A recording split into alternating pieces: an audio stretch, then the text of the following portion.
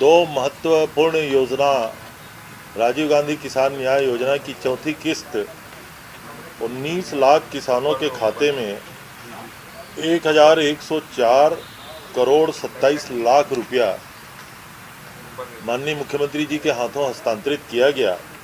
इस प्रकार अब राजीव गांधी किसान न्याय योजना के अंतर्गत चौथी किस्त सहित 5,628 करोड़ रुपया किसानों के खाते में हस्तांतरित किया जा चुका है।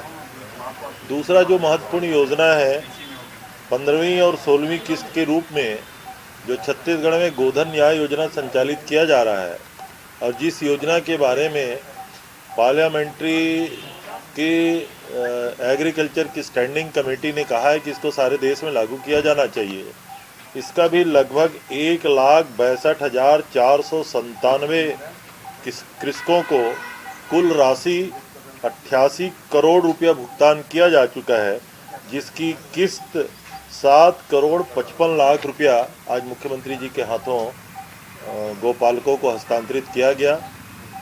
सौभाग्य से इस कार्यक्रम में वर्चुअली आदरणीय राहुल जी जुड़े थे, उन्होंने भी मैसेज किया। माननीय हमारे छत्तीसगढ़ के प्रभारी श्री पुनिया जी ने भी हमको उद्बोधन दिया और सौभाग्य से पूरे हिंदुस्तान में इस प्रकार की जो दो योजना संचालित की जा रही है, इसकी राहुल जी ने प्रशंसा भी की और उम्मीद की किसानों के लिए इस प्रकार की योजनाएं देश में भी लागू किया जाना चाहिए, जबकि आज देश के किसान आंदोलनरत हैं।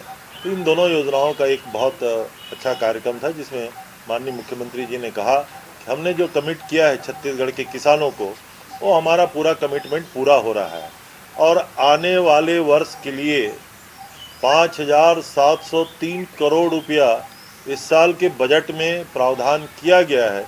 अब उसको किसानों को किस रूप में, किस तरीके से और कितने किसानों को शामिल किया जा सकता है तथा फसल जो धान, मक्का, गन्ना के अलावा दलहन, तिलहन, रागी, कोदो, कुटकी को इसमें शामिल करने के बारे में जो निर्देश हुए थे, उन कृषकों को भी सीधा लाभ इससे कैसे जोड़ा जा सकता है।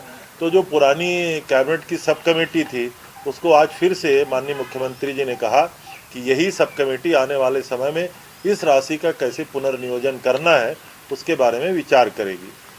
यह कहना है कि आप लोगों ने सोची समझी रणनीति के तहत यह राशि इसी महीने में दी है, क्योंकि होली अब है। जिन्होंने 15 साल नहीं दिया वो हमारे 15 महीने की गणना कर रहे हैं। अब उनको गणना करना आ गया है, इसलिए मैं उनको बधाई देता हूँ। अपने 15 साल की गणना वो कर नहीं पाए, अब ये उनका दुर्भाग्य है। और उनका कहना है कि हम सोची समझी के तहत इसको दे रहे हैं, और सच्चाई भी है। हम किसानों को जब ज़रूरत होती है, पहली किस्त 21 मई की हम लोगों ने दिया था, उनको बीज और आने वाले समय की तैयारी करना था। दूसरी किस्त हम 20 अगस्त को दिए थे, उस समय किसानों को खेती का इनपुट में तत्काल पैसे की ज़रूरत थी। तीसरा किस्त हमने 1 नवंबर को दिया था, हार्वेस्टिंग के पहले और पकने के पहले जो खर्चे होते हैं किसानों का, उसमें उनका काम चल गया।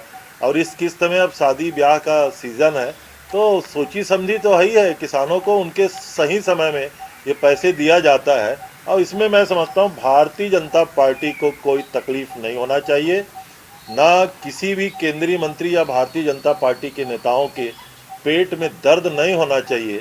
उन्होंने स्वयं दे पाने में अपनी असफलता को छुपाने के लिए कांग्रेस की सरकार पे अनावश्यक आरोप न लगाएं।